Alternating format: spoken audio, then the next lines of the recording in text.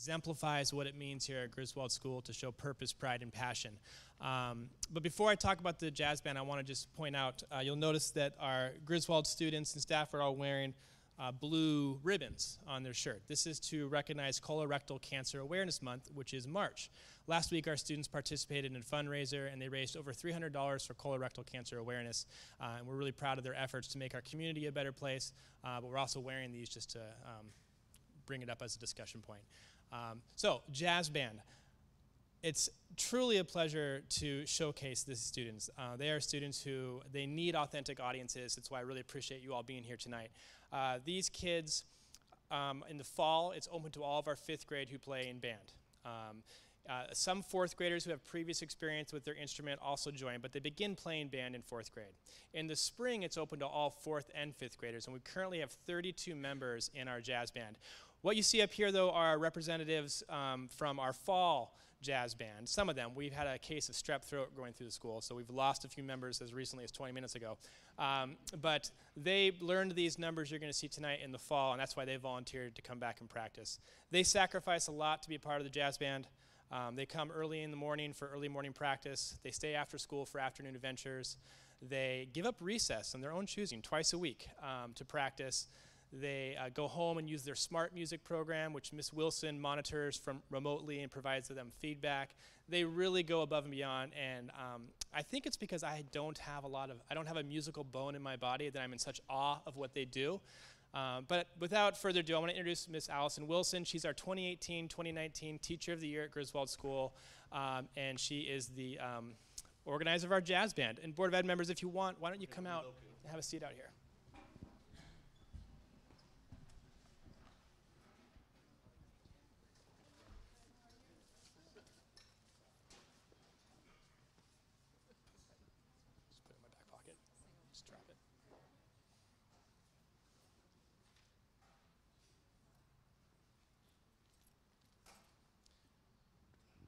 Welcome. Thank you so much for having us perform tonight. We're honored to be here playing for you. The tunes that you're going to hear tonight are 2 tunes that we did on our January concert. We were working on them all through the fall, and we're also hoping to perform with the high school later on in June for their Jazz with Pizzazz with this group, and our jazz band that just started this spring, and they'll be performing in our spring concert at the end of May. So the group you see before you is mostly 5th graders, one 4th grader over here on piano who's done some private lessons in the past. And we also have a few adults in the group. Sometimes I ask people to fill in on instruments that we don't currently have. Sometimes the adults like to just come and play because they're actually pretty good students. We have, in the back, we have Mr. Yance. He's a father of Maggie Yance playing trumpet, both of them. Also a music educator up in Burlington, School District. And then we have Aiden Garno. You'll be hearing him on trombone on a solo on one of our pieces tonight. We have Liam Gaffney on trombone as well. And we have Olivia Noakes on trombone in the back. In the back we have Mr. Norton, who's sitting in with us tonight to fill in for Mr. Sheldon, who's one of our IT guys. Mr. Sheldon usually plays for our concert, couldn't make it tonight, so thank you so much. Also, Mr. Norton is a parent of one of our 5th grade drummers. And then we have, sit up, because I can't see behind the music. This is Adrian. Adrian Gravick is playing piano tonight. We have Gretchen Perrault on drums. We have Julia Gravick in the front row on alto saxophone. We have our very own 5th grade teacher, Ms. Modette, who is also trained as a music educator for her undergraduate, and then also teaches 5th grade, so she does a little bit of everything. She's my right-hand lady. She helps me out with all the jazz band rehearsals, and as does Mr. Yance in the back. And then we have Lillian Cookson. So Lillian's playing alto. When we start jazz band, one of the favorite things is that it swings. And so instead of playing everything straight and boring in the way that it has to be in band rehearsal and lessons, they like jazz because they can be a little more creative. We all learn the blues scale, and then we learn how to swing the 8th notes so that you get that big band feel. And they all learn how to do improvisation, which some kids love it, and other kids are scared of it.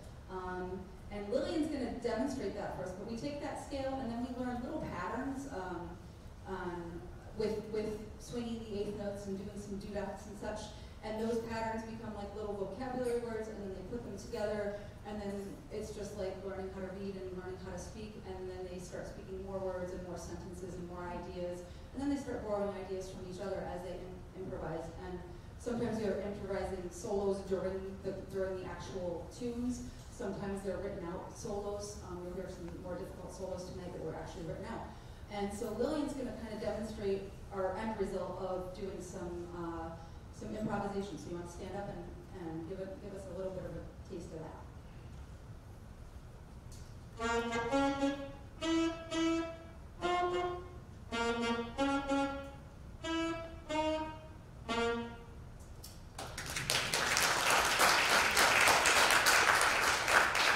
And now we're going to do a tune that you probably have all heard on the radio and the movies. It's called Take the A Train by Billy Strayhorn.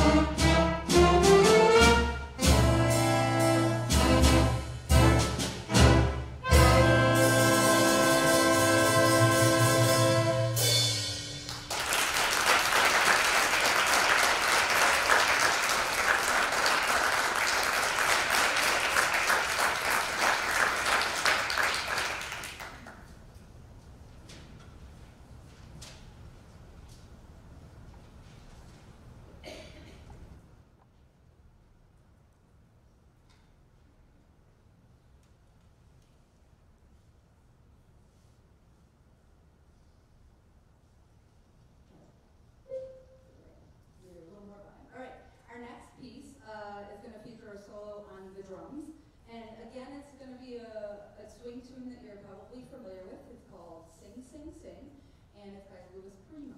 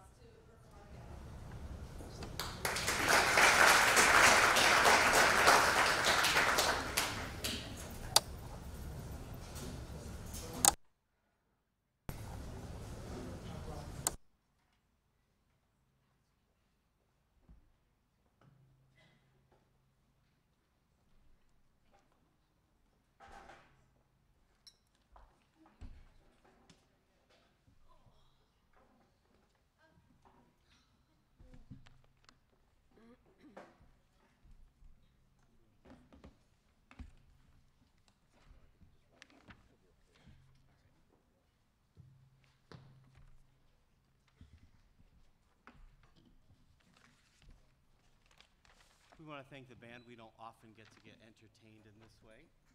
So congratulations. Thank you very much. Thank you. We look forward to your spring concerts. Yep, May 22nd, 23rd. Write them down. Yep, May 22nd, 23rd.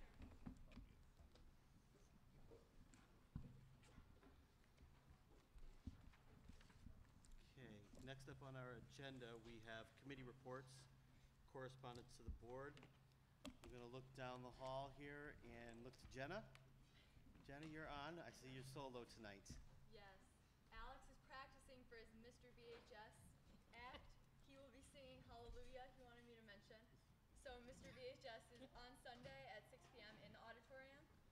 And this past weekend, the Youth and Government Conference was held, and the junior Dawson Trotman was selected as the 76th youth governor throughout like the entire state of Connecticut. So also this week, the SAT day for juniors is on Wednesday, and parent conferences is also after school. And Unified Theater will present their channel surfing play on March 29th, also in the auditorium. Thank you, Jenna. Mr. BHS, huh? Sunday? Yes. He's singing. He wanted me to mention. Yes.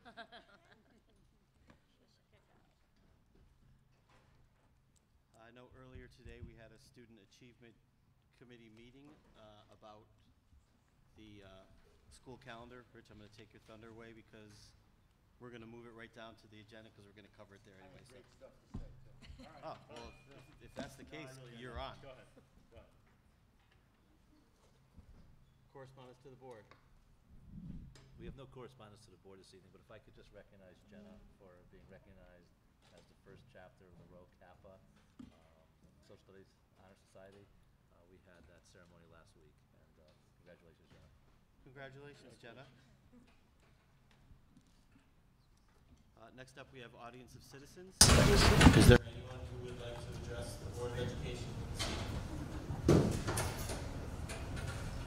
No one's waving their arms, jumping up and down, going once, going twice. Closed audience of citizens. All right. Next up, we have the consent agenda, but we have an addition to the consent agenda. So I'll need a motion to add this item to the consent agenda.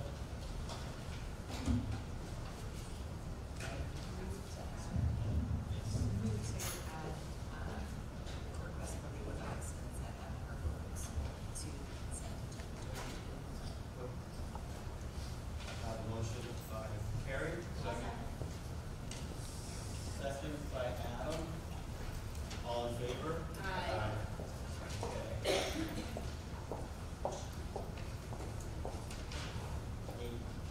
8-0.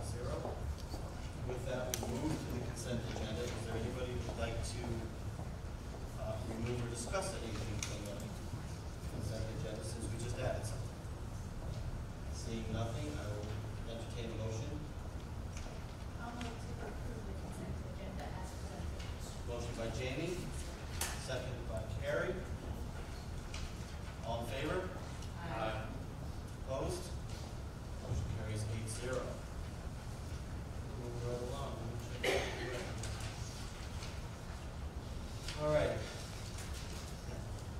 Next up, we have new business. School-based health services is first on here. I'll turn it over to Mr. Ligney. I'm going to ask Ms. Foley if she can speak on this, please.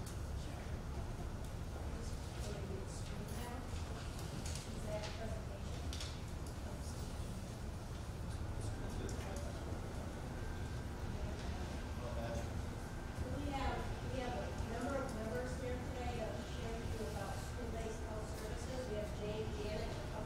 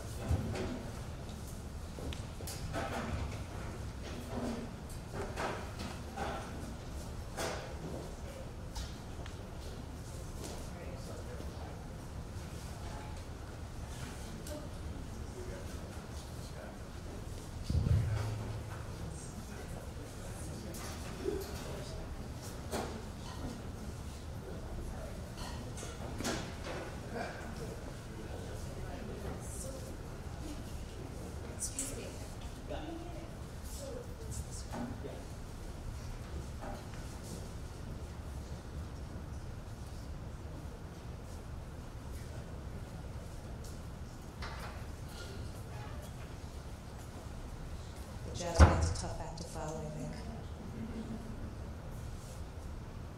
I'm Jane Hyland. I'm the Director of School-Based Health for the Community Health Center. The Community Health Center is a federally qualified health center network. We have 14 primary care sites throughout Connecticut, down in Norwalk, all the way up to New London, and anywhere in between. But tonight we're going to talk about school-based health.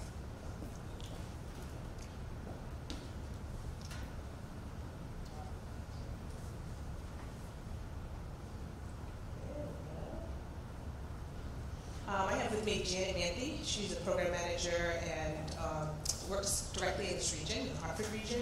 And then I have two of our clinicians. I have Adri Toomey and I have Megan Roach.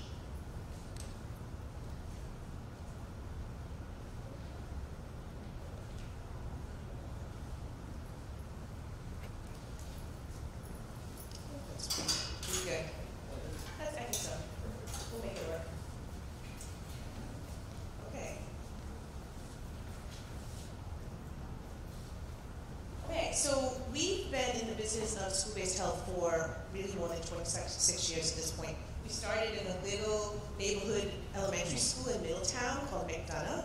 McDonough Elementary opened up with a comprehensive school-based health center, and when I first came almost 16 years ago, we had a little medical offertory right off the nursing station. We had a behavioral health clinician downstairs in the library. In fact, I used to listen to the concerts they used to practice in the library. And so we were completely a mixed match. Now, if you go to McDonough today, we have a full suite. Grant Dollars came in and retroed the whole place. It's a beautiful kind of showcase. So what's our mission? Well, number one is to promote and enhance the overall health of youth. And we do that particularly for the uninsured and underinsured, and that's part of the mission of a federally qualified health center. But for school-based, it's also important to ensure that kids have access to the comprehensive services that they require. So our process, we're always invited into a community. So primarily word of mouth. I mean, superintendents, we're in Meriden. Superintendents talk, nurses talk, teachers talk. Sometimes it's from my staff and they want services in the districts that their children are in. So I've gotten referrals from you can't imagine, everywhere. Parents have to enroll. So we have a pretty extensive enrollment form, gets medical history, and then consents for HIPAA and FERPA to have a level of communication, as well as consent from the parents so that we can see the children without the parent present. Although we always want to engage parents whenever possible. School nurses, coaches, counselors, classroom teachers, all our partners. We need them. They're our referral sources. We stay in touch with them. We collaborate with them. And then we're accountable to the Board of Ed. So we follow the policies. We're guests in the schools, so we follow the policies of the Board of Ed. We provide some data updates on a regular basis if requested. We're qualified health providers, so all of our providers are licensed, fully licensed clinical, either APRNs for our medical, or licensed professional counselors, licensed clinical social workers, licensed marriage and family therapists. And then we have a variety of different models. So specific to Berlin is behavioral health and perhaps mobile dental. But we also have fully comprehensive where we have medical primary care suites. Generally requires quite an extensive amount of space, and not every facility can accommodate that. Obviously, that's the Cadillac model. So I'm going to let Janet talk a little bit. Hi, everyone. I'm Janet Manthey. I wanted to talk a little bit about enrollment. So there's many different ways that you can enroll. We have the old-fashioned paper, which in a lot of communities that seems to work best. Goes home with the student, it's returned to the homeroom, and then we'll come and collect them. We also have the online enrollment, which is available, and we have a website that you can log on to, and most parents, we thought, were gonna love that and follow the prompts and fill it out, and it comes directly to us. We found that not everyone did that. So we went back to the old-fashioned enrollment, and we seem to get those in, but there's also that opportunity to do it online. I'm not familiar with this. All In-school services provided to students who enroll. So we have, as Jane talked about, we have the comprehensive sites, which are the medical, the behavioral, and the oral health. We're just looking at the behavioral health for Berlin. But just to go over the medical, so they can diagnose, treatment, physical exams are really big in the schools. We do a lot of sports physicals for the students. Chronic disease management, that would fall under your asthmatics. Of course, the immunizations, health education. We'd love to have the kids come in, and the nurse practitioners do some classes as well. They'll go out and they'll talk to the gym teacher, who also forms as the health teacher in most schools, and they'll do different presentations. But for Berlin, we're talking about behavioral health. We're in every school in Meriden, and that's one of the schools or one of the regions that we talk about a lot, as well as New Britain. I'm looking over and looking at Adam.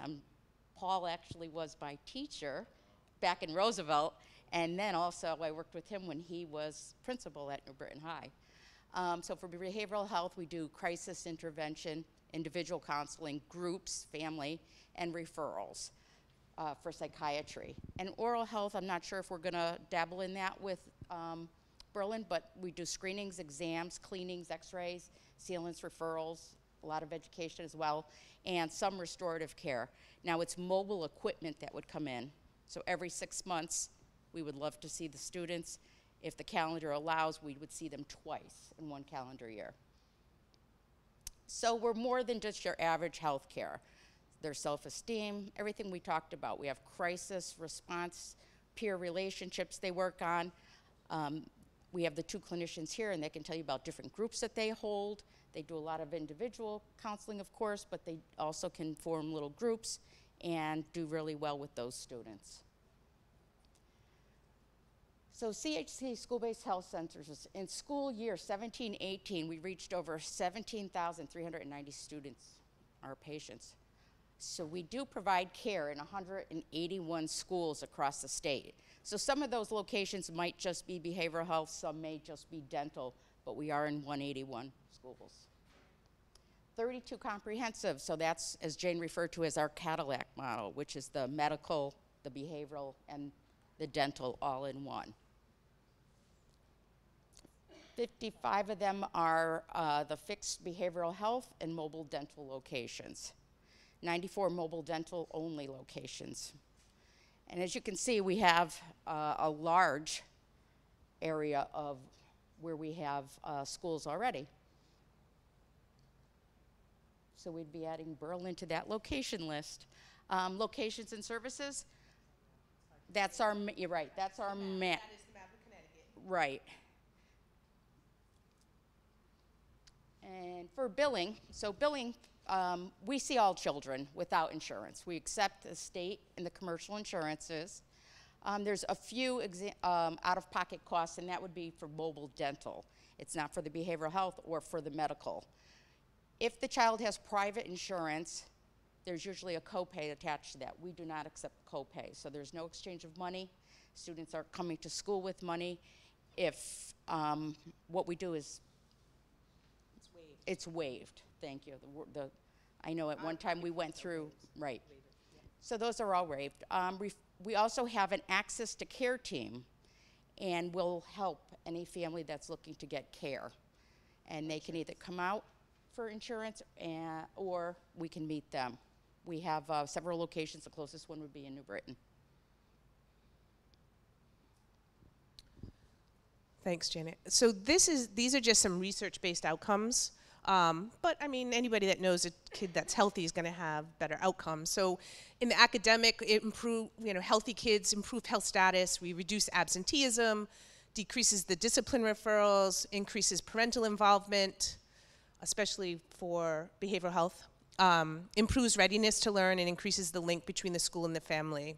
For the child themselves, it increases understanding of health issues. They become a little bit more savvy around advocating for their own health care, increases positive health and safety behaviors. So we talk a lot about, helmet safety and vaping and the things that are, kids are peer pressures and what have you.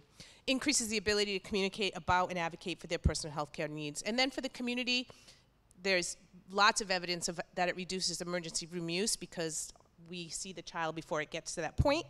Attributes to a reduction in Medicaid expenditures. We're a lot more affordable than emergency room. Assist families with insurance eligibility and navigation of system. That's what Janet talked about with access to care. So the final outcome is obviously healthy students make better learners.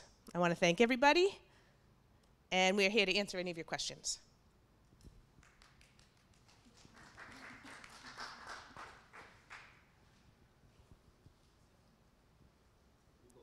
Sure. Are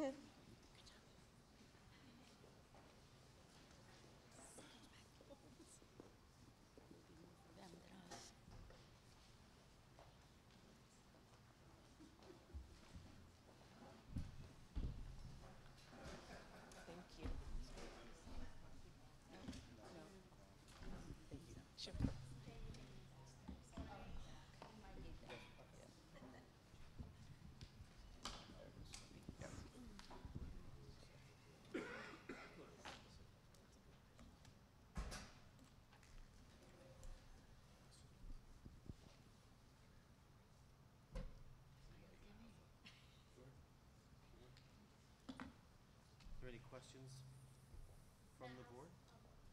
Fire away, Jamie. So I already had the privilege of listening to these ladies. We talked probably a couple weeks ago at McGee. So I know some of the questions that you brought up is space-wise.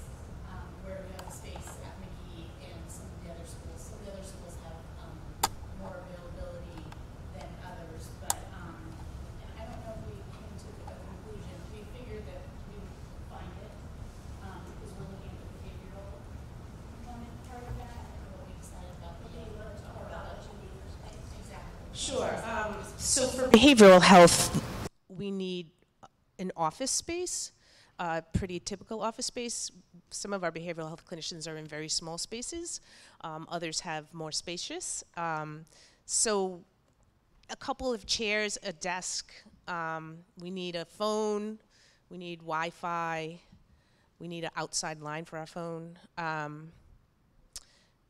It's a pretty simple kind of space for behavioral health. And then mobile dental, they can set up in, spaces that don't have carpeting on the floor, that have access to water. It doesn't have to have water in or a sink in the actual room, but they have to have access. So at the end of the day, they can bring their equipment there to dispose of, dentist stuff.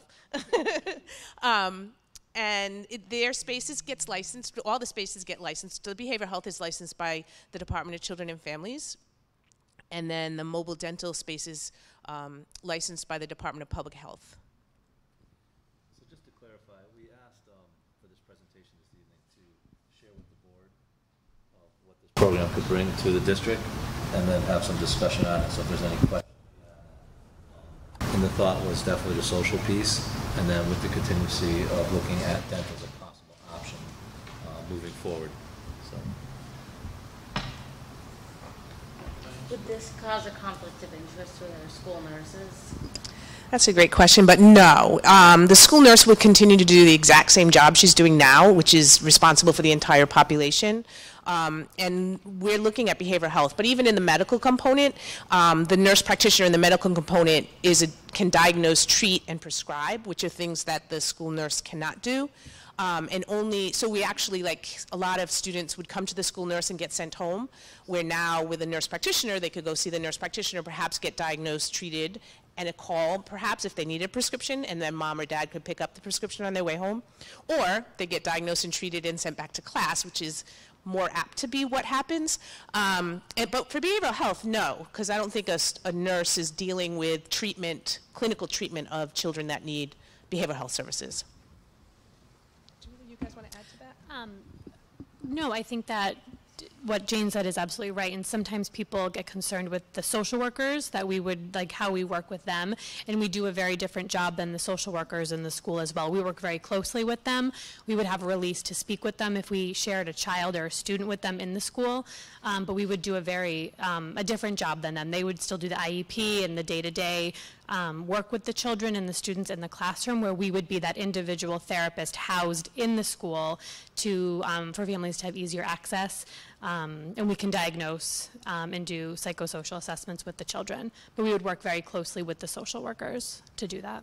Well, and another point, I think it's also important to distinguish that we're only working with youth that are referred specifically and enrolled. So it's not like we would be working with the entire student body, but specifically students that have been referred and enrolled by their guardians. How is this different than ESS? It sounds like there's a lot of similarities and some overlaps. ESS is run by us. This is like, instead of the students going to their outside therapist at Wheeler or at a private practice, this is that. So the school, Right. the students don't have to go and get their services after school. They actually get their services at school. We're a licensed outpatient clinic, Connected to the IEP, child guidance not clinic. connected to any of that. It really boils down to access, right? So the access is at the school versus somewhere in the community or another community you're driving to get that access. So you're proposing to add services, not replacing anything that we currently have. Like at the middle school, we don't have ESS, but we've got different, or you're not looking to take anything over. You're looking to augment and add. Right, so we are what you could think of as a community child guidance clinic, but it's housed in the school. And it provides the access, like Superintendent Benini said, where we have almost a zero no-show rate, where if you look at community child guidance clinics, there's all the barriers for kids to get there on a consistent basis. I have another question about, you said the mental health component is managed through DCF, correct? Licensed. Licensed. So do you work directly with DCF? No. Community Health Center operates the program, but we have to get licensed by Department of Children and I'm Families. just wondering if families have issues with that since DCF is connected. I don't think families would necessarily, it's a license. It's just a piece of paper that hangs on the wall. I mean, we deal with DCF just like any of you do, really.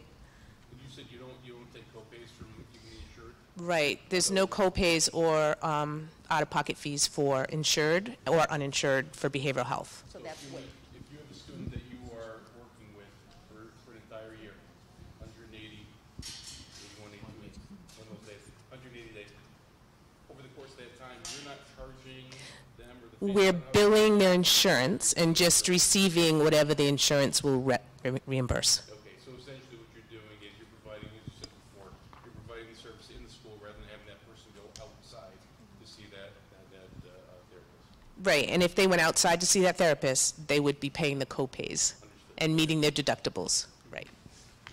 So how much would this cost the Board of Education? Just the overhead in-kind kind of things, the, heat, lights, the Wi-Fi, the phone line, You said DPH has to license the space that's provided for mobile dental. for mobile dental, but if you were provided a classroom or space in the school, does public health have to come out and inspect it? For mobile dental. And I guess if we're in the high school, yeah, in the high school, we would have the DPH come out and look at the space for behavioral health as well. Just for the high school, because then we potentially have 18 and over, so DPH has to be involved for 18 and over students. So in terms of your physical presence in the school, are the clinicians and or nurses and or all of you? Yes. Are you there on a daily basis, 5 days a week, and you adhere to the academic calendar as set by the district? Good question. So we provide the capacity based on the demand. So we would probably start with part-time in each school, probably half-time in each school, and share some clinicians between schools. If the demand increases, then we would work to increase the capacity of the clinicians. And I'll let these guys talk about this. We do work on a school calendar, so when you guys are off on April break and Christmas break, we are off as well. But over the summer, you will have access to us. So we come in and do work days over the summer. So if we have clients that are high need, that can't go, obviously, 3 months without treatment, we would come in and see them and be in contact with their families and provide. So I know family therapy is one of the services that was listed. So Absolutely. before or after school hours also included? We can.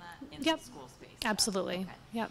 And given, you know, I know that you noted that there would be communication, obviously collaboration with the school-based individuals, which of course as school-based folks I think we would hope for, because it's sometimes very difficult to establish a relationship with folks who are working with our students outside of schools, right? And that.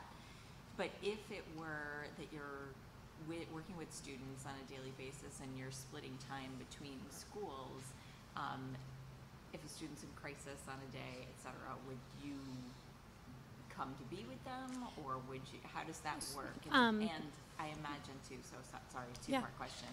I imagine too that sometimes when you are based in a school, folks in a school want to know what is going on because we're collaborating with folks, and there are probably some barriers to that with respect to HIPAA versus FERPA and/or. Sure, I'll answer part of that and then I can Okay. give it to me. So I am in 2 schools right now. So I am back and forth between New Britain and Bristol. So when I'm in New Britain, if one of my students in Bristol is in crisis, it's a 30-minute drive. So I'm not necessarily going to drive there, but I will speak with the student over the phone, or I will help the nurse or whoever that student is with walk them through and help determine, you know, best form of action and plan for that student, and vice versa.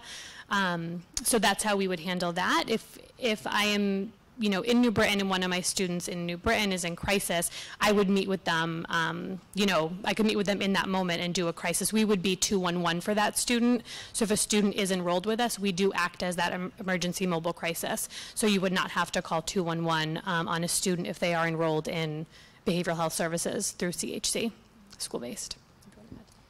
In terms of HIPAA and FERPA, we will obviously have all appropriate releases taken care of at the initial intake. The way that I frame it to the families that I work with is we're obviously providing a service within the school. And like you said, you guys are going to want to know where the students are. So obviously we're going to have passes, and a lot of times with younger kiddos, we'll escort them to and from sessions. But I let families know it's not like we're going to be telling the child's life story to their teachers, but it is important that we're collaborating with you guys. Obviously, if we're seeing behavior changes or ways that we can implement certain interventions and working together, yeah, you know, that's information that will be shared. But I think that certain details don't need to be provided on certain things too. So respecting privacy, you know, legally, but absolutely, you know, collaborating. Is that I think it's similar to what we do now with our students outside clinicians. It's just the It's just that challenge now of, we're here. you're right here, why can't you tell me? Right. You know, Right. that's the part Yeah. that I think We would do. be challenging, yeah. Yeah. Because you're so accessible, right? Absolutely. Which is a good thing in most instances, I would assume. But. So I know you use the state funding, so that goes for the uninsured individuals, is that how that works? So we would not have any direct funding. We would sustain ourselves based on the insurance revenue that's generated from the visit. So if they're uninsured, if that's what you're asking, what we'll do, they are seen, and what we would hope is that we can have access to care, come out and meet with that family and get that student. I mean, we don't push for that. We'll ask. There's students that are undocumented, so of course, those are students we're still going to see, if that helps. I just had a couple of questions. I mean, so first of all, I understand the behavioral health. I mean, that definitely seems very logical and certainly could increase access. I mean, is medical care a consideration here? Is that also a consideration? We didn't really talk about medical care to start. We Okay. talked about the behavior fees and the potential as far as dental. But, you know, space is an issue with the medical, and also to look at the need of the medical. You know, we didn't really have any discussion. Do you want to just share the size of the space that's needed? Because we asked that question when they came up, the space is So For the space? So for the space for medical, what we would have is we would have one exam room and we would have a waiting room. So we have a nurse practitioner, we have a medical assistant that serves also as a receptionist. So we would have a small waiting room. So if you were to look at a medical 10 by yeah, a 10 by 10 10 by 10. 10 by 12. space with a separate entrance that would be private where the students would wait, or a family coming in for a physical with the receptionist. Yeah, it's So they're identified, so in other words, once they walk in, it serves just as an outpatient clinic. If you were to think of one of the minute clinics, something like that, they would check in with the receptionist and they would be triaged, and the next step would be that they would see the nurse practitioner. So it would be a 10 by 10 space that we would need. for them, just for the exam room. Yeah, but right. Mm-hmm. So with that in mind, even if we weren't going to go down that road, I mean, could it be something arranged to even just like a flu shot day or something like that? Well, no, because it has to be licensed, and because we're federally qualified, we have to go through a scope application process and get sanctioned by HRSA, which we'll have to do for behavioral health as well. But much easier to expand. If we start with behavioral health, it's much easier to expand. The scope process is done. I can put in there may be a consideration for medical down the road, and then we can expand easy enough. About maybe just starting at one building. And serve the whole community. With medical, yeah, we can do it that way too, where there's a district-wide comprehensive location that all kids come in for PEs and immunizations or sport physicals or flu vaccines. I mean, just out of curiosity, I mean, just in terms of logistics of that, I mean, I'm trying to think this through. It's like, kid wakes up sick, bring him to school. Yep. I mean, is that really how that works? It can. We have kids that come in their pajamas and they get checked out and they go back home because they're sick. But they may get their prescription called in and, they can't get into their pediatrician as quickly or, yeah. We'll do things like strep cultures. So if the student wakes up not feeling well, mom's thinking, let's go stop in the school-based health center, and maybe it's just a regular sore throat. So we can do a strep culture, find out, yep, no strep. Student would, sometimes the outcome for the student isn't happy, but mom is. But it's important to say that we don't replace their medical home. So we're not their pediatrician. We're just an access point. We still do a lot of flu right now, flu testing. If they'll come in, if they have flu-like symptoms, we can go ahead and do a rapid flu, find out if they really have the flu. Of course, those are students that are going right home, things like that. Linda, you said you were thinking about maybe starting in one building. Are you talking about just the medical care piece of this? The medical down the road. Just the medical? Yeah. All right. Because behavioral couldn't start in one Oh, no, building. No, we need you'd have to have we somebody in every building. Yeah, That's we across need- the district. yeah. All 5 schools, absolutely.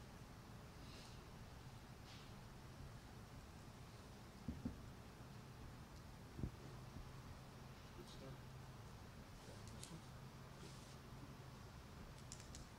I'm sure we'll have other questions as we digest everything that we've heard tonight. And we thank you for coming and doing the presentation.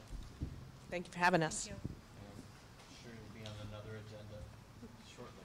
So, Thank you. thank you. Thank you. And feel free, if anybody would like to come see one of the clinics, New Britain High is very close. I'd be glad to show you around, see what a typical day looks like. Thank you. Okay? Thank you. Thank you.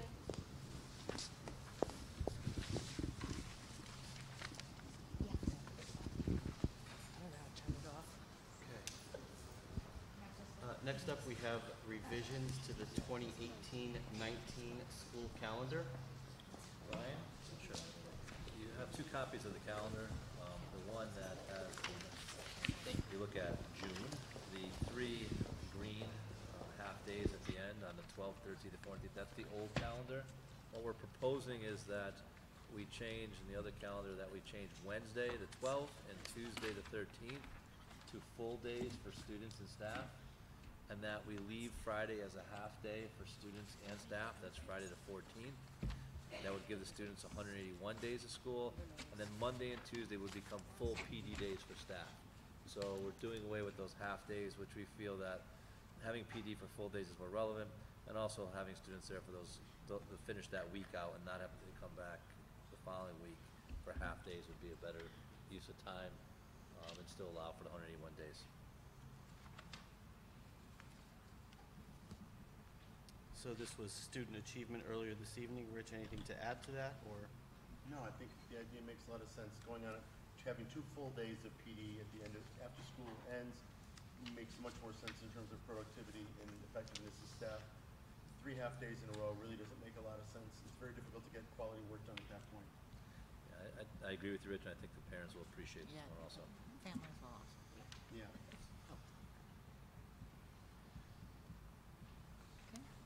All right. Any other questions regarding the calendar? Hearing none, we'll entertain a motion. Move to adopt the revisions to the 2018-2019 school calendar as presented. Motion by Julia. Second. Second by Rich. All in favor? Aye. Opposed? Motion carries 8-0.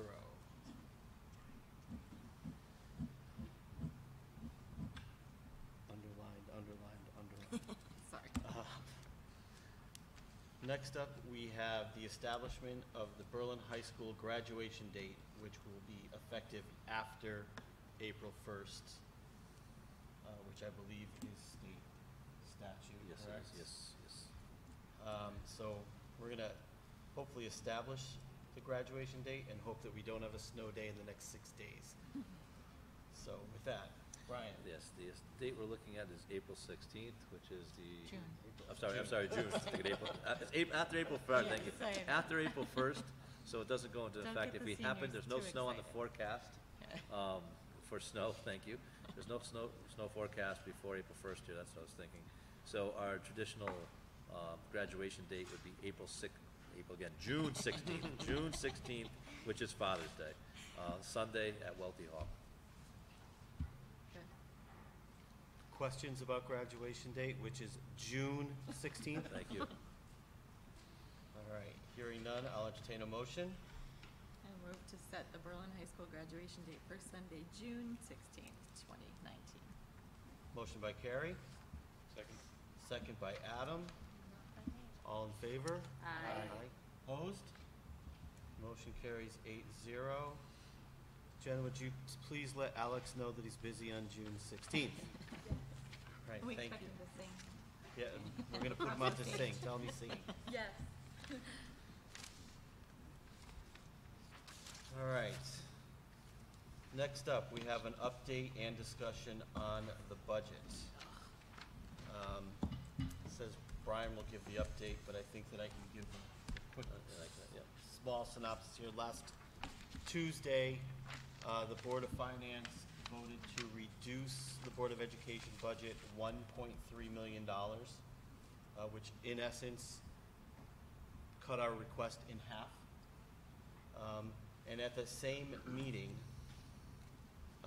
voted to put the $400,000 that we requested for security personnel, that was carried, if you remember, in that account number 61, into our operating budget, because they felt that that's where it belongs.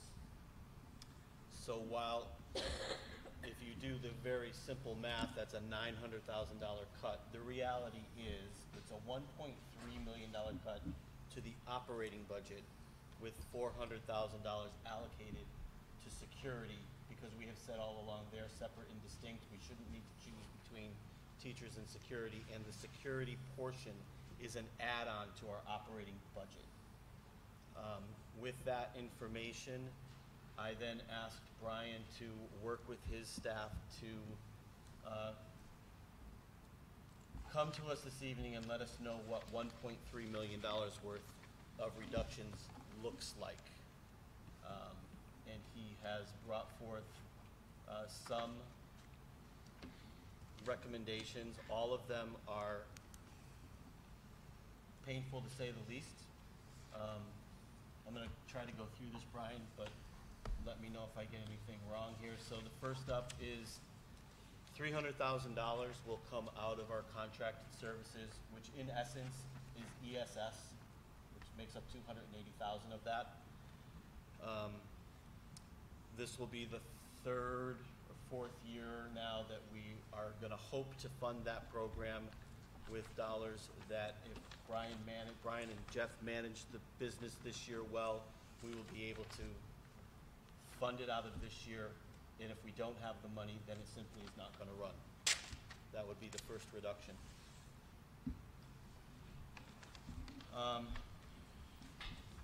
Brian has recommended that we take $400,000 out of the tuition and transportation of our special education program. If you remember, we did have some anticipated placements, outplacements in special education, and in essence, what we're doing here is rolling the dice in hopes that we don't actually need them, even though Linda has already shared with us that she knows who the students are. There's a $500,000 reduction in certified salaries. We're talking about 5 to 6 positions across all levels of teacher reductions. And last is a $100 reduction in, excuse me, $100,000 reduction, still on the April, in general, out of the general operating budget relative to supplies and what the district needs to operate on a regular basis. We're, in essence, Brian is telling me that he's going to go back to his administration. They're going to make additional cuts in the supply lines and so forth. One of those items is actually with us tonight is we will stop contracting with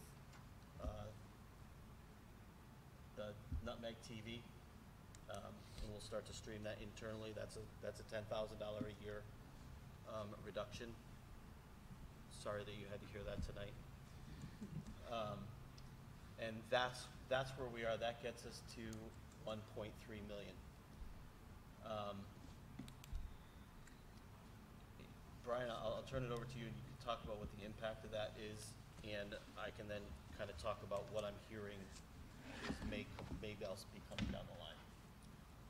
Those are the potential areas that I outlined. I would like to hear from the board if there's discussion on those areas and thoughts. The biggest being the 5 to 6 teachers. Those would be teachers at the secondary level and potentially at the elementary level, which would mean the elimination of some courses and would obviously elimination of some services. Where they will be specifically, we're looking at vacant positions, obviously trying not to displace people from their current employment.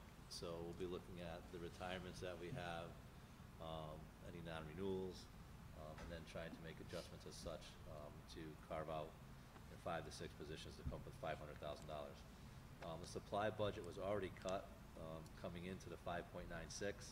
We will try to squeeze another $100,000 out of the supply account across the district. Contractor service, I think Matt, spoke of that. The ESS has never been part of the operational budget. It's been put in 2 years in a row, but it's never been funded. Our hope is that there's end of the year funds to cover that again. And the tuition and transportation, that is very much a variable number that can change overnight with students that move into the district, or it can change if students are coming back to the district, and what transportation is needed by students. There's great variability in that. So that would be the large scale to try to get to the 1.3. I think it's important that we hear the voice of all the board members on this, because this is the first time that I can think of where we've received a cut like this and have actually had to go specifically to programs right away. We've talked about some support things in the background that we've been able to do, but over the last 5 years now, those reductions have been made, and now, at first blush, we're already here. And I will let you know that I have heard, and it's only speculation, and again, it's hearsay, so maybe to make sure I'm clear, but there may be up to another $1 million worth of reductions coming from the town council. And if that's the case, there's a whole nother list of things, and we need to make sure that everybody's on board that that's what we're looking at here. So, Jamie, I see you. This is probably a contentious topic, but instead of looking at certified salaries, if we look at the sports programs and moving to a pay to play on all of them, what kind of savings is that?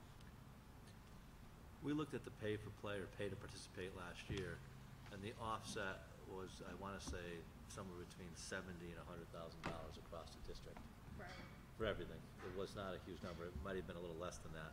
How about for clubs and all extra? Yeah, we did pay for participate, and it, like I said, depending on how far out, and then you put caps and things, there was various models looked at, because there was a discussion on that. And we actually spoke about if there is going to be further cuts, should we look at fees? Is that something to start to begin to look at, whether it's pay to participate, whether it's parking fees and things of that nature. The issue with that is you're passing those expenses down to specific families now, as many things are getting passed down to individual families, rather than spreading it out across, the tax base. So those are all things to think about. My concern moving forward is, the next step, if there is another round of cuts, the next step, where do we go next, or what's the recommendation to go forward? Because this is a very drastic cut. We went from 5.96 to 2.98. So was this essentially the 1.3 cut our increase in half? And if you remember correctly, our contractual obligations were at 2 point something. So that's just to meet contractual obligations. So obviously cutting 5 or 6 teachers will lower the contractual obligations because those are the contracts and so on.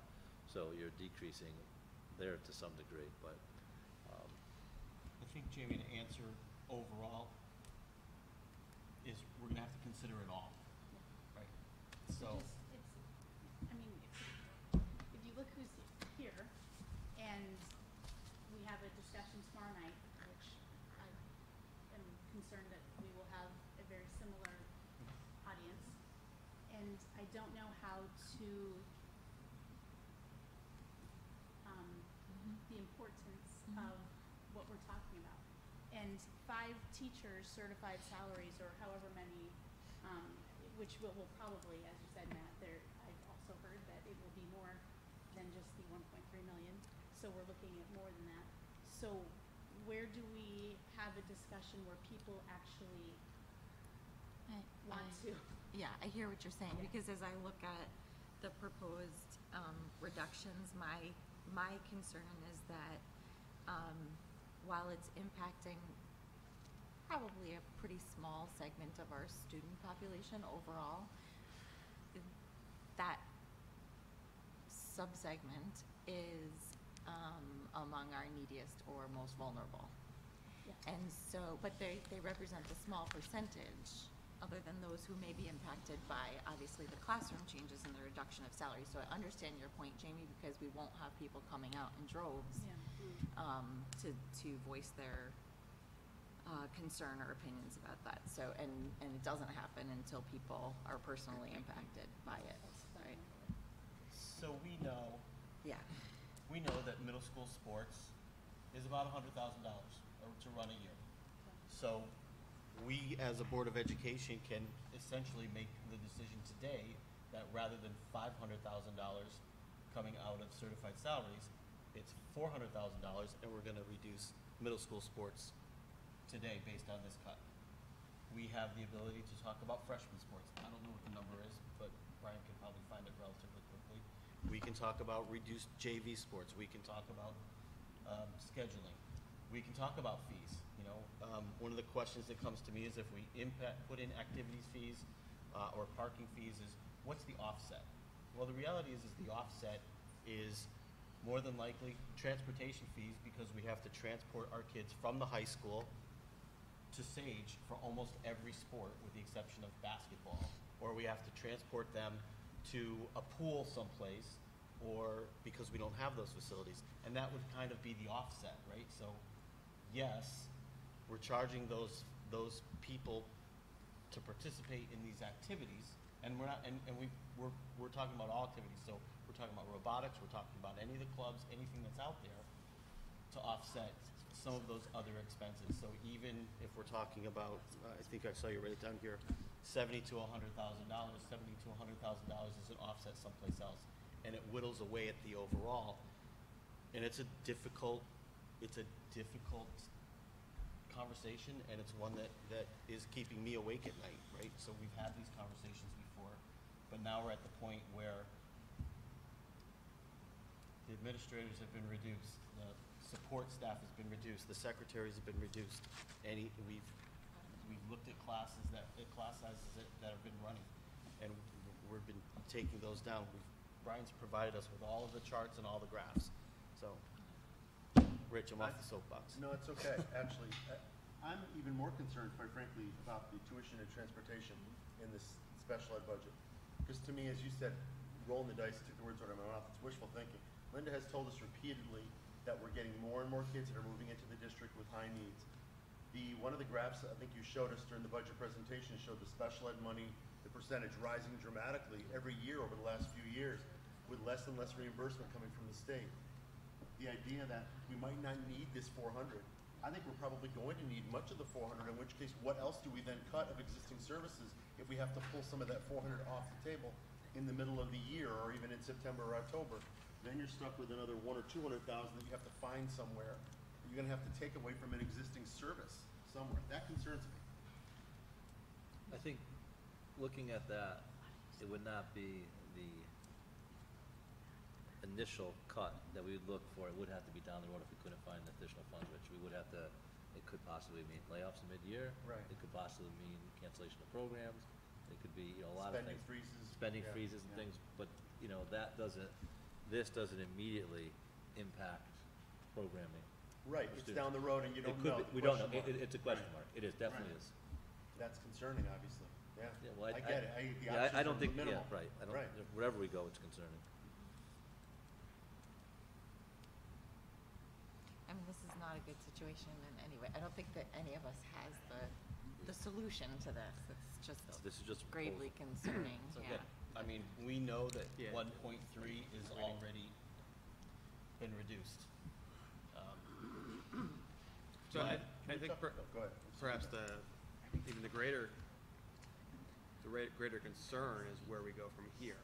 If there's going to be additional cuts past this, and then potentially, if history tells us anything, that budget gets voted down, then there may be even additional cuts on that.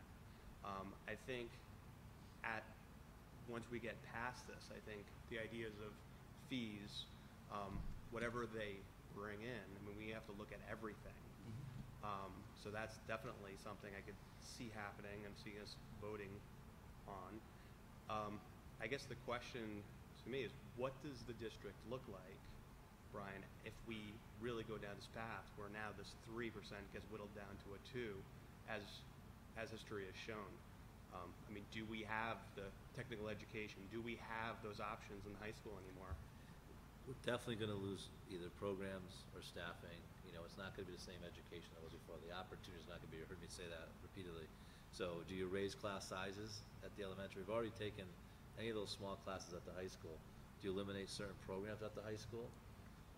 Do you look at McGee, and currently McGee has 2 exploratories. Do you look at McGee and only have 1 exploratory per day for students? Do students now, they receive art 6th, 7th, and 8th grade. Do they only have art in 6th grade because you only have 1 teacher versus 2 teachers? Whatever you do, you're changing the opportunities for students. There's no other way around it. Whether you cut sports, co-curricular programs, it's still opportunities for students. So your question, what does the district look like? It's really up to us to decide how do we protect the core, and what is the core, and what is most important within the district. And in doing so, I think you have to look at some of the pieces with co-curricular. I think you have to look at the fees. I think you have to look at those pieces and say, we've really had a strong commitment. And if we have to get to the point where we're looking at elementary class sizes, I think that poses a whole other discussion about how the elementary schools are structured if we have to go up in size. We don't have elementary class sizes at 28 students. That's something that's unheard of. Having 24 is not even something that we typically have. We've had a few in the past years. So, last time we got to this point, we looked at elementary media specialist, and which is actually a special for students in there, and the proponent of reading. It's not that they're just a librarian checking out books. They're teaching courses. They're doing so much more with the students. Tech integration specialists. We look at our technology program that we built 1-to-1 and start to dismantle that. something has to give in order to get to that number, unfortunately. This also brings into the real conversation of if we are going to increase class sizes at the elementary school, then the study that we had put together now puts the concept of restructuring the elementaries, doing something different perhaps with the Hubbard School front and center. And we heard the people speak. We know that they don't want to lose their neighborhood schools, but this is no longer about what people want. This is about dollars and cents. And if the study shows that there is a significant savings to the program and we're going to continue to be funded as we have in the past, then in my opinion, all things are on the table. And it comes down to what does the community want and what are they willing to vote for and pay for? I think the frustration is that large disconnect. I mean, when the decision was made to not run some of the high school classes with very low enrollment, less than 10 kids, clearly the community spoke and was very unhappy about that. Unfortunately, that same community didn't come out and vote positive for that same budget that made us make these difficult decisions. And I think that's really the challenge here. I mean, Julie, I think, has done a great job in terms of communications, in terms of what we've done in terms of Berlin Citizen.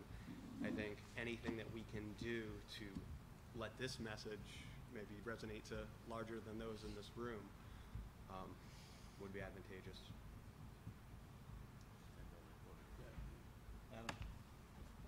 It's sad, again, that we're sitting here and talking about history repeating itself. I think we were here back in 2002, 2003, and the result was no middle school sports, no freshman sports, no extracurriculars, no homecoming, you name it. And unfortunately, it was that point that caused a lot of the parents to band together to actually vote and become active. And it's unfortunate, again, that we're at this point in time where underfunded over the course of so many years, there's no place else to go. All the tricks, as we talked about it before, not even tricks, but just the funding options of not filling positions for the full year with the principal or assistant superintendent. I mean, all the things we've gone through over the years, reducing the number of administrators, reducing the number of teachers, there's no place else to go. Right? And now, I'm pained right now because I was involved in trying to restore those programs back in 2003, and now that my very own children are in high school, middle school, and elementary school, I'll probably be left with making that vote of whether or not to take those programs away from them. So even my own children won't benefit from it. So that's a sad state for a town like Berlin that has the ability to pay, has the ability to do things. And quite frankly, if we were doing a better job raising the grand list, bringing in business, bring in more funding in that area, we wouldn't have to have this debate year after year. Right. So it's not a matter of asking for so much over the course of years. Listen, there was a decade where the Board of Ed was funded and things were done, things were renovating, things happened.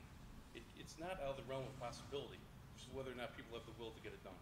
So I'm very disheartened, disgusted that we're even talking about this, but until people come out and vote, and when we have a larger audience of citizens, and people come out to budget hearings, and people come out we have a referendum where less than 10% of the people come out and vote.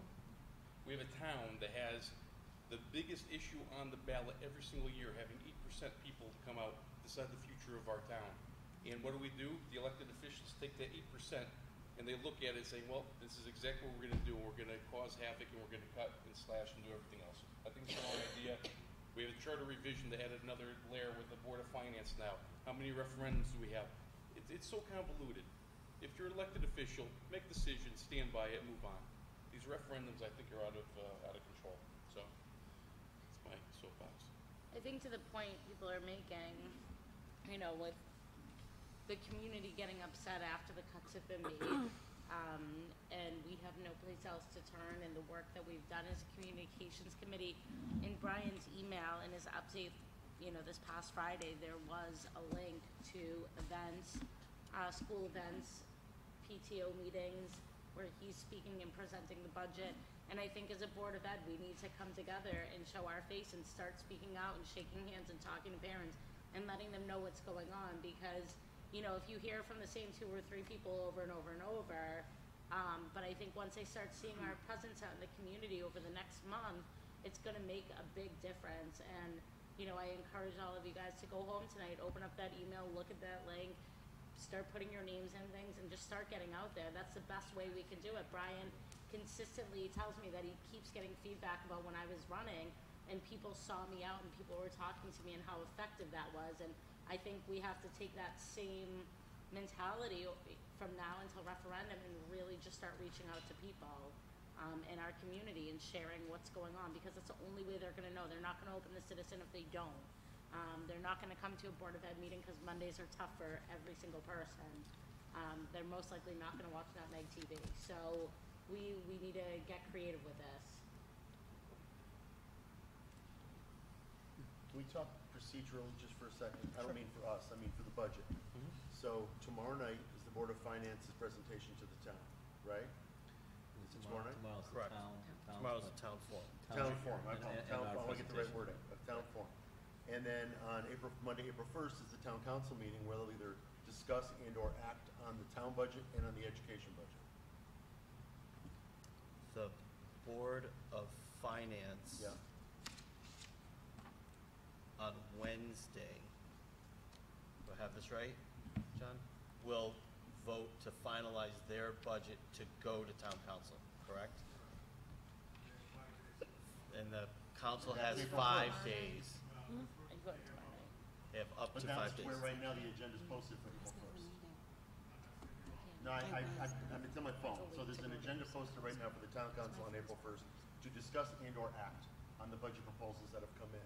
So we have a very limited window, and to the 4 people that we're sitting here, the 6 people that we're talking to, this is very frustrating. I don't want to just continue to be frustrated, but we're going to be forced to make some very unhappy decisions. We also only have 1 board meeting in April too, so there's only 1 board meeting, so. And it is very possible, as Matt said, and some others have echoed, that more is going to be cut. So in addition to rolling the dice on some of the things that are in front of us, we're going to have to make concrete cuts in addition, more than likely, before this thing goes to referendum. And that's where I'd like some direction from the board of where to go next and where the board's positioning going next. Because the first budget proposal was my proposal to you, then it's your budget once you adopt it, and now the finance board and town council will make additional cuts beyond that. I mean, I can give you recommendations as I did tonight, but ultimately I'd like your input on what you're thinking is the direction to go. Should we get more cuts, or if you even like the 1.3, how we're looking to, at this point, obviously we can change, at this point, how we would meet that $1.3 million cut.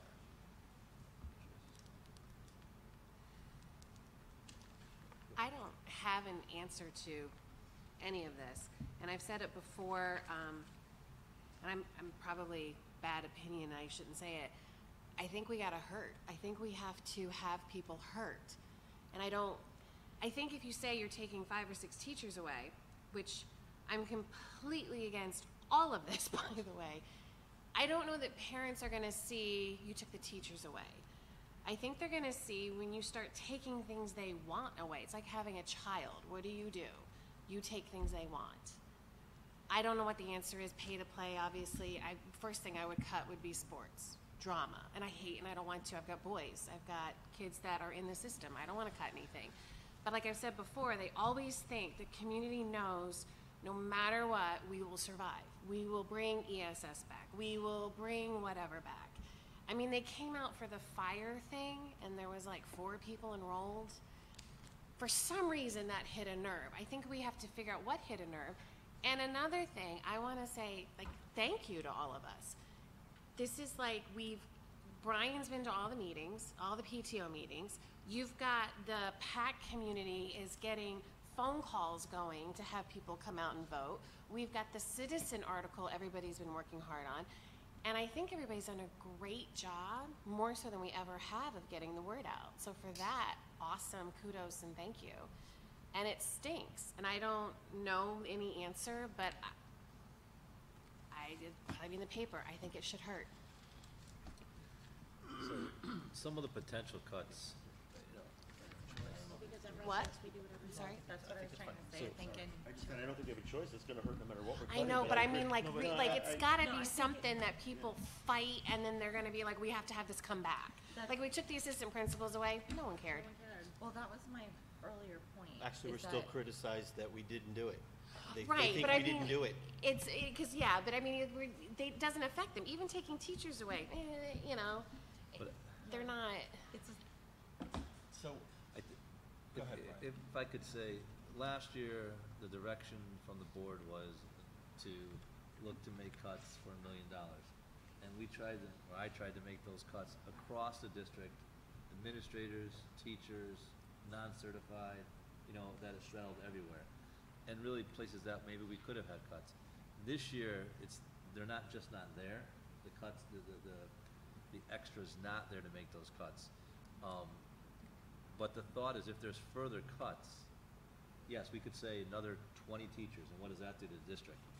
But the other things we talked about, the fees, the McGee sports, freshman sports, half JV schedules, co-curricular, we Pay have, to park. we have a large number of stipends. Even if it's only $1,000, like pay to park. It's just you're getting that conversation out there, even if it's a tiny bit. The fees, parking at the high school, Yeah, I pay to park. fees for co-curricular, not just It's not sports, just academics, but all. but also we have preschool peers that attend half-day in our preschool. Other districts have fees for those. Not that it's a lot of money, but they do have fees.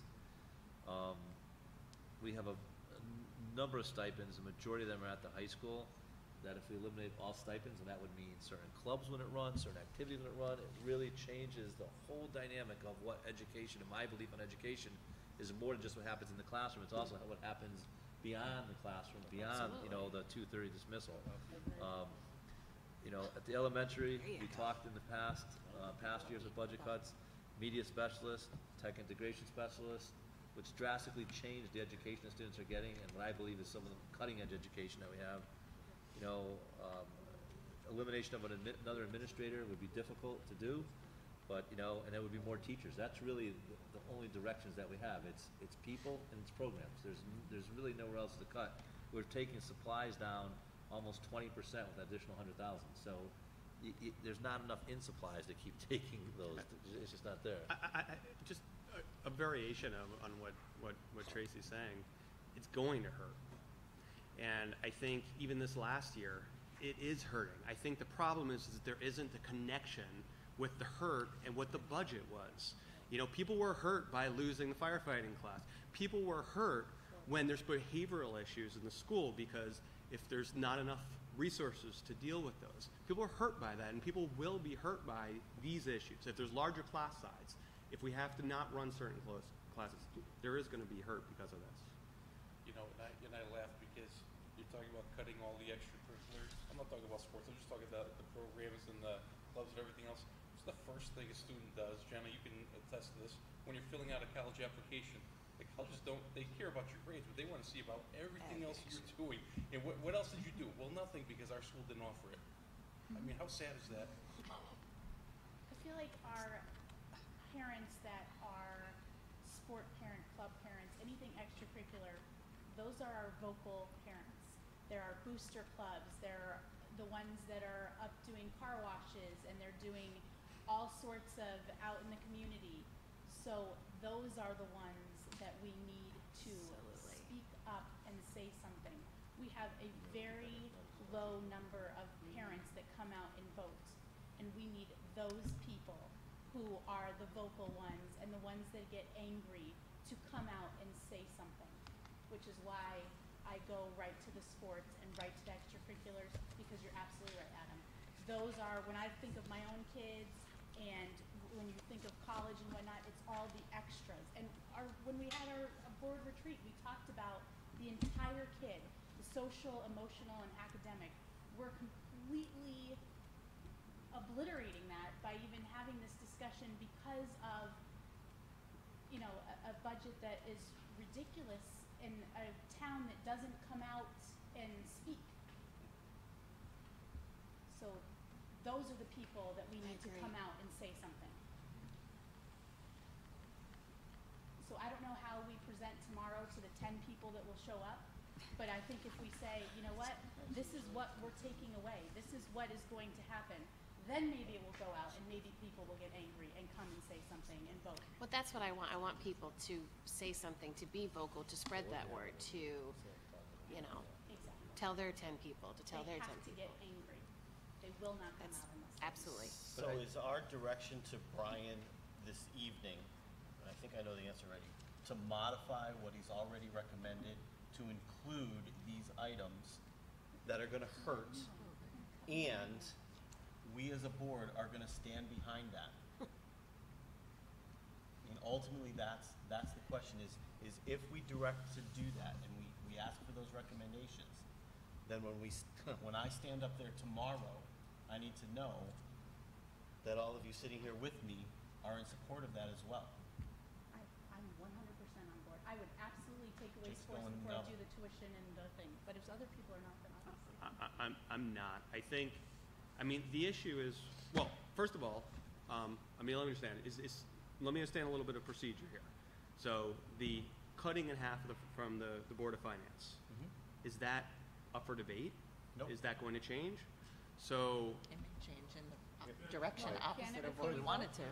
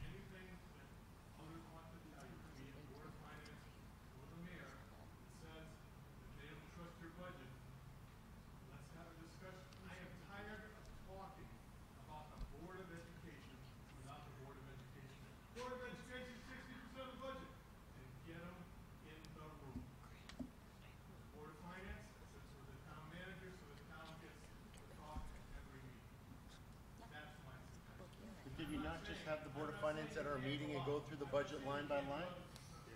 I'm sorry, I'm frustrated. Did we not have the Board of Finance at a meeting that went for several hours and we went through the budget line by line? Everybody was there. And Mayor wasn't Except there, the mayor. but everybody from the Board of Finance was there. How do people believe that there's still an inflated budget when they sat with us and went through all of it?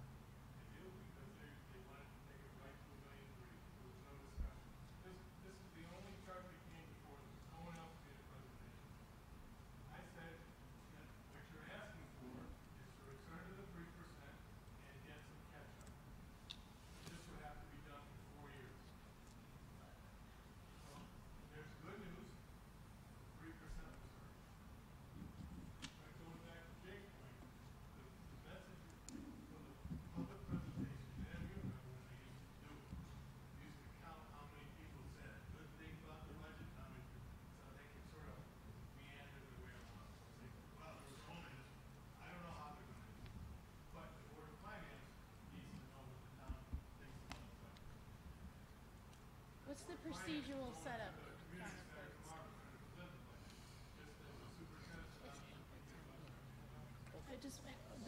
The way that the board meets and talks, is it the same thing where you have a, audience of citizens and you have to wait to be called upon to talk and, right, for the Board of Finance?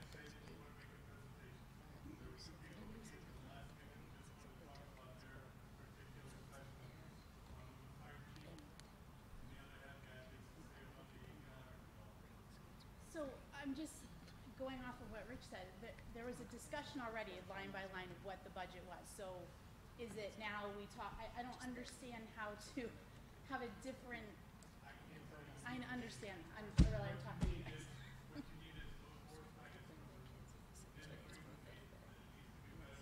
Is Mark at the meeting on Wednesday?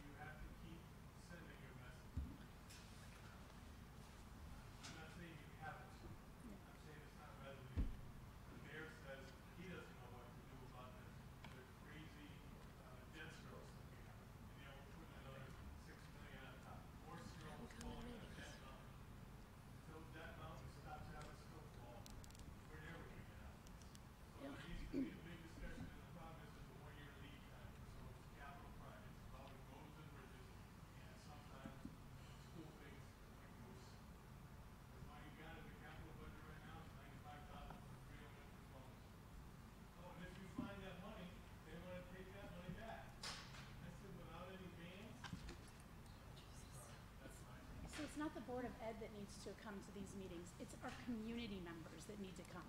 So if we could get 50, 100, 150, 200, 300 people to come to the Board of Finance meeting or come to the meeting that is the agenda is for the first, that's really where the conversation needs to happen. It's not just us. We have this conversation all the time.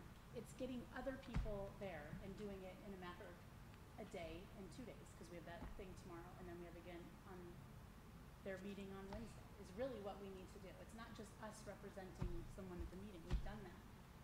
Nothing came of it.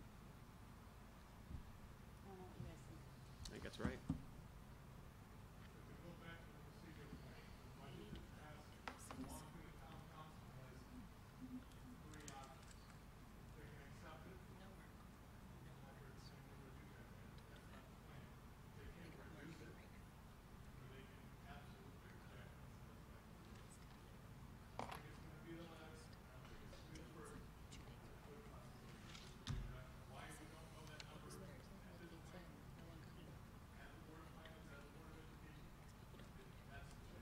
Then why have a Board of Finance?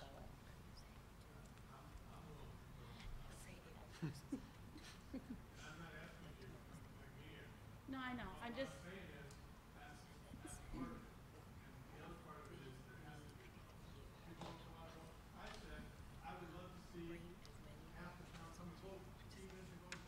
But you haven't voted on it yet. You guys don't do that till Wednesday, correct?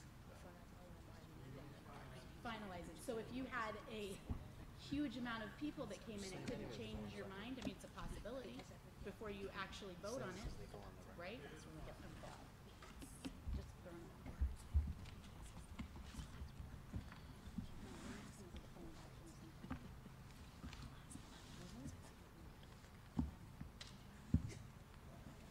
I feel like we're talking in circles.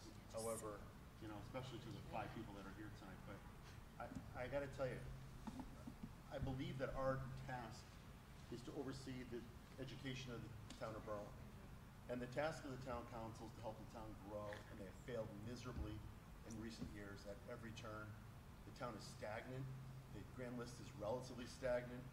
So we don't have any more money to do the things that we need to do. I mean, you're going to continue to lose kids. We're continue to potentially lose schools. I'm talking about Hubbard and having to make decisions that nobody wants to make. But we're being forced to make them because there's no new money coming into the town. And that's because there's no new businesses coming into the town. It's very frustrating.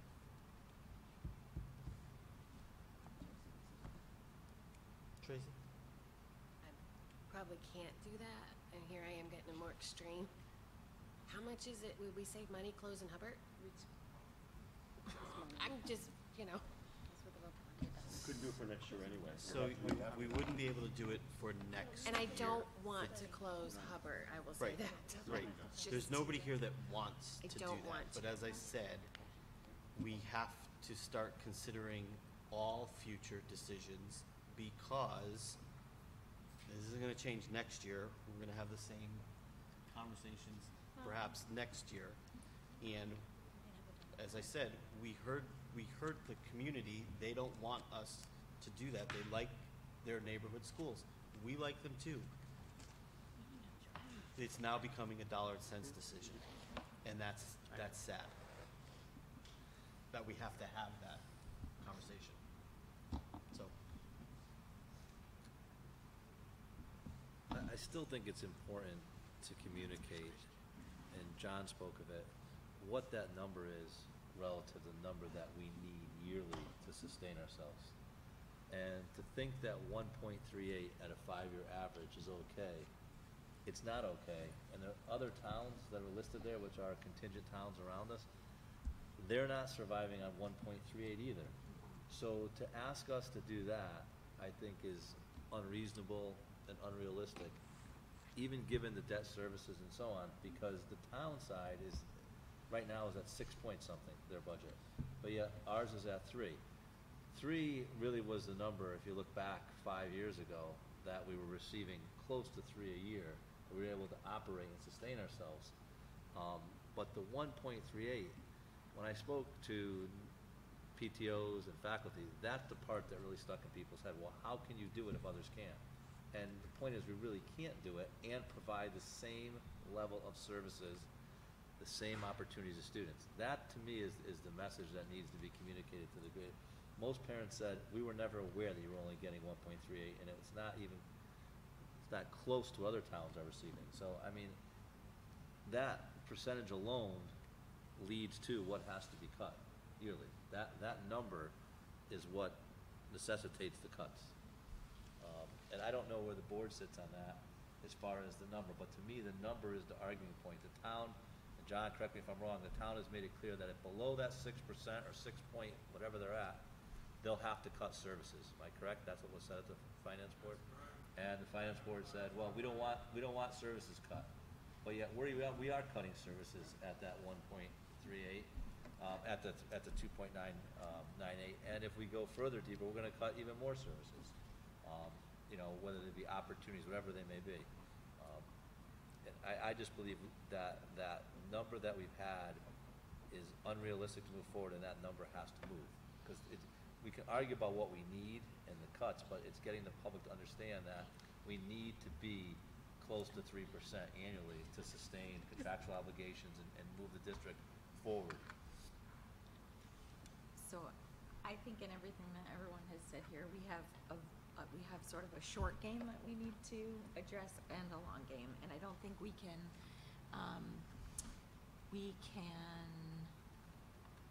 get the public informed enough and motivated enough and build enough momentum in a week's time. I think we need to get in front of the Board of Finance and or the mayor in that short window if we hope to affect any change immediately.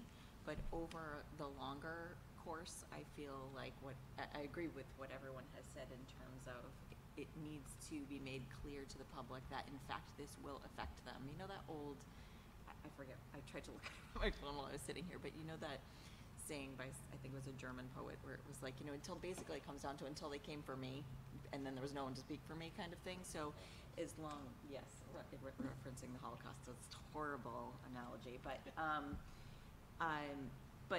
it's, people don't come out to, in droves and with pitchforks and torches until it has something that impacts them, which is exactly what people have been saying. And I started off by saying, I appreciate what Brian suggested as sort of large cuts, but to me, it affects a very small segment of our population and therefore won't leverage the assistance we need in terms of people coming out and making their voices heard. So I think we need to, my proposal would be to get in front of and try and make our case very aggressively in front of the politicians in our town, but then also start building understanding among a larger group of citizens and talk about and potentially deliver on what could be the cuts that would affect more of our community. So, steps. Obviously, tomorrow we have the presentation at the town forum. Wednesday, I will, for one, will be at the meeting with the Board of Finance on Wednesday night. Hopefully, we'll have other members there as well if they are free. 7 o'clock, John? 7 o'clock on Wednesday. I think that we will need to attend and get our message across again on April 1st.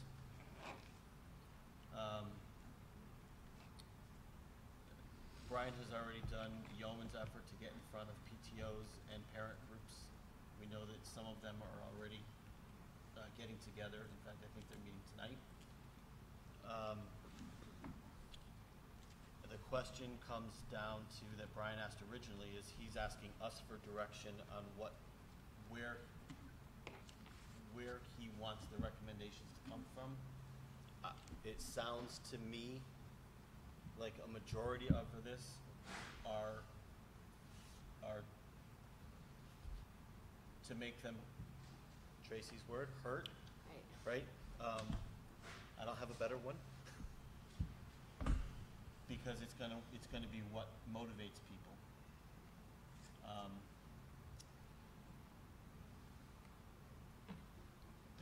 There's obviously a perception out there that the Board of Education probably has done too good of a job managing the money because a lot of the reductions are invisible to the everyday person. Yeah.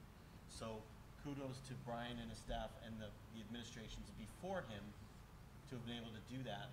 Unfortunately, it creates a public perception of, oh, don't worry about it.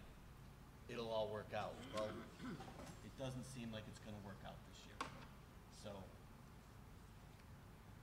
tomorrow we'll talk to the folks that come.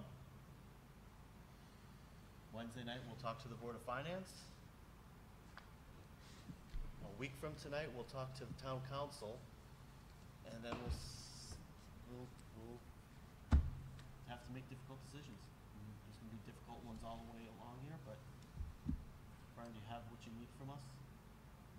Yeah, I can look at other cuts. I guess the question, you know, if I just got to go back to that 3%. Right now we're at 2.98%. If the board believes that that is the number, annually we should be at about 3%, then my suggestion moving forward is that we outlay tomorrow night what the potential cuts should we fall below that 3%. I believe wholeheartedly that 3% is the number. That has to be the benchmark that we need to be at yearly. Just contractual obligations, you're at 2 point something, never mind the others. So I think tomorrow night, that's got to be the conversation.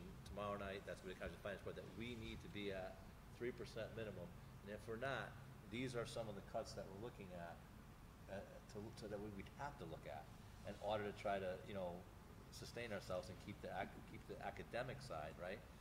Which I believe the education is more than just, you know, the end of the school day, but I think we need to have a message like that tomorrow night about the 3% and that being a number. I think we have to keep in mind of what Mr. Richards said, and that is 3% is the baseline, but we still have 5 years of catching up to do. We need 3% plus a little bit over the next number of years in order to get us to the right baseline. And then once you hit baseline, you can remain stable. But I mean, look, I think we have said that, and that's true. My concern is, and I don't support Brian going back and trying to change this. I mean, the point is that we are tasked to take this money and minimize the hurt to students. I mean, we're not going to sleep at night trying to specifically try to make a point. The point is that if we cut past this 3%, which is what, I mean, at this point, quite honestly, I think we're trying to hold the line on this 3% because it's only going to go down from here. It's going to be possibly cut by the town council and then perhaps not, and then voted down upon that. I think if we get past this 3%, absolutely, this pain is going to be around for everyone. I think that's the only difference that I'm trying to say. Certainly we need the catch-up, and without the catch-up, now we're talking about cuts of services, and I think Brian has did a great job of trying to minimize the pain. But we're going to continue minimizing the pain, but the pain's going to go around if it goes past the 3%. But I think it might be short-sighted to look at the proposed, and this is, I don't mean this as a criticism, but I'm just taking sort of the 30,000-foot view here. If you think about this as minimizing the pain, initially it's minimizing the pain because it's affecting the fewest, well, a relatively few number of students and or staff members. But the implications for cutting something like ESS are going to tax Linda's budget because there will be more referrals, and so it will tax the staff within special education. It will have an impact on students outside of those within ESS, as will the tuition and transportation, because it is, we will become legally obligated to pay for outplacements regardless of whether we put them in our budget or not. So that money will come from elsewhere in order to fund this, which means that it will have implications for students beyond those that would be, you know, within this targeted population. So I think it's actually misleading to look at this as only, there's, the ripple effect is going to impact, you know what I mean? Completely agree. This is nothing anyone wants to do. This list is absolutely painful. I think we all can agree with that. I'm just saying spinning it might be helpful in terms of getting people engaged. Brian, a quick question on the 400,000 from the transportation piece. Where did that number come from? Why 400 and not 300 and then 100 somewhere? Why 400 from that? Because we looked at what transportation needs we had, which are tied into the placements and the outplacements, and we thought we could have some savings there. That's really where it came from.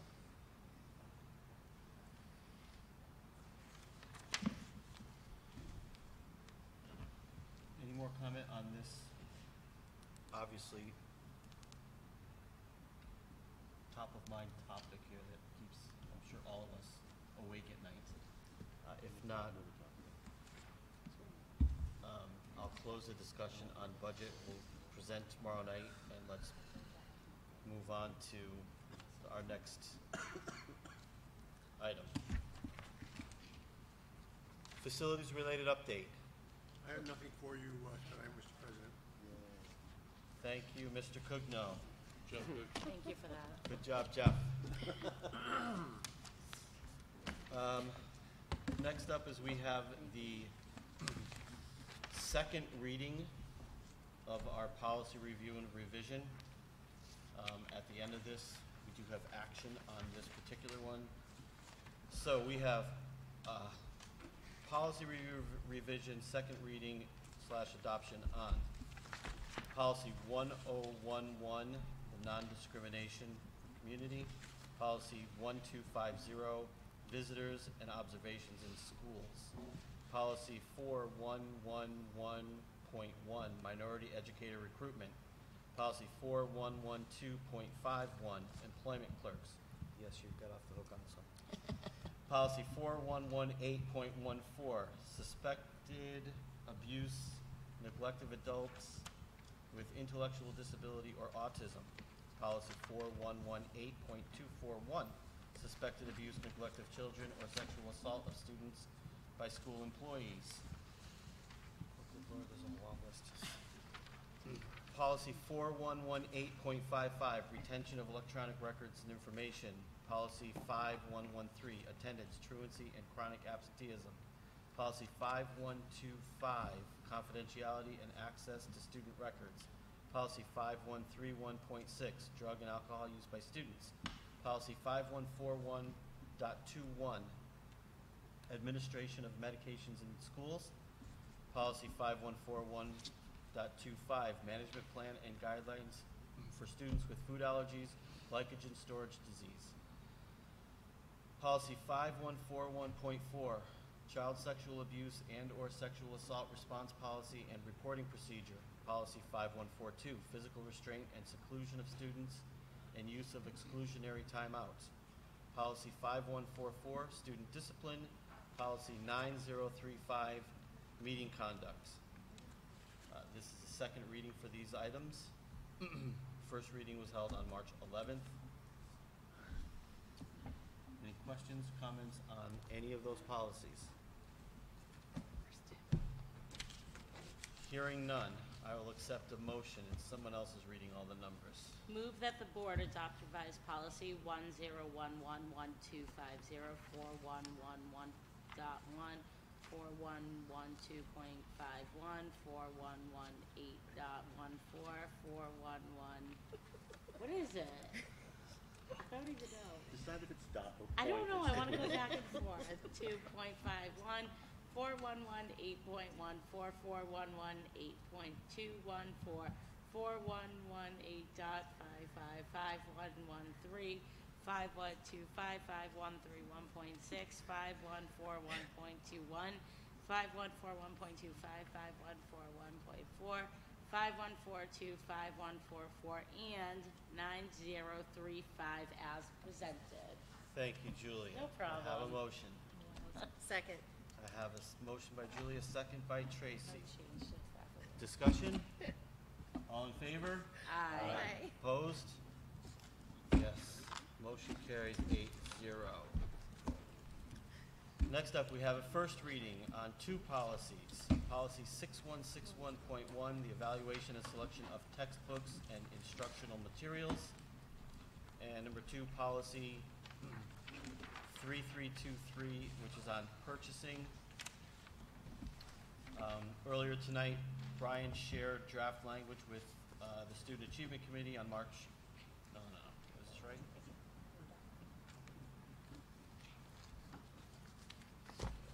Yeah.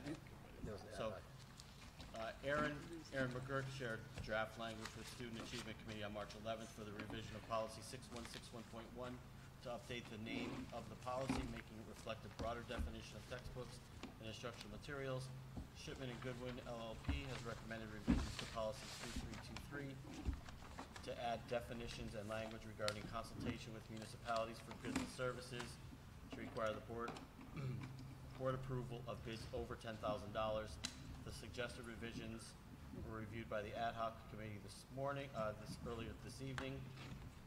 This is a first reading. There's no action required. Second reading will take place on April 2nd and expected action at that time.